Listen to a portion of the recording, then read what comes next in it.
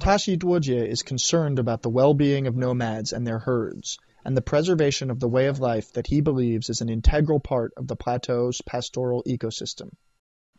Now there are fewer and fewer yaks and sheep, and some families don't keep any herds at all. The government policy seems to imply the fewer the better, or even having no herds is better. Coupled with the push of urbanization, nomads are more likely to give it up themselves.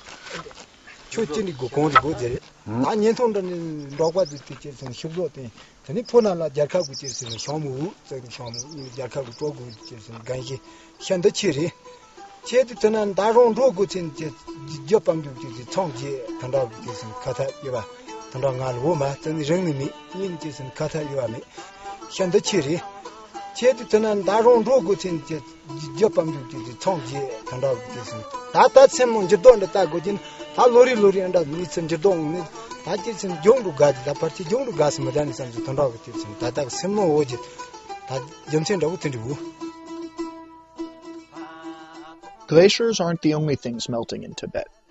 Permafrost, the layer of frozen earth that holds water near the surface of the soil, provides moisture to the meadows and other vegetation above ground. The sinking and thinning of permafrost has drained the water supply and, along with warmer temperatures and intensifying evaporation, turned pastures into sand dunes or desertified slopes.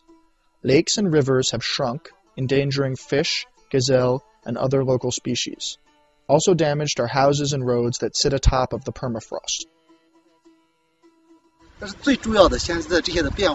The most important problem is to communicate the changes and ecological issues with scientists using data and maps, which sometimes we don't understand at all. We can tell one story after another to scientists all day long, but we are forced to learn a language they can understand. Sometimes when we talk about climate change, we talk more about temperature. 3 degrees warmer, that will be tough, and there'll be extreme heat waves and things like that. But if you don't have water, that's the essence of life. People have to migrate, and there's unrest that comes with that. This is a global problem. Many of the mountain glaciers of the world will disappear. If we were to lose 8% of the ice that is now on land, we're looking at 5 to 6 meters of sea level rise. For many years, Tibet has elicited enormous interest, particularly in the West, because of its remoteness, majesty of its mountains, its religion, and more recently, of course, its political situation.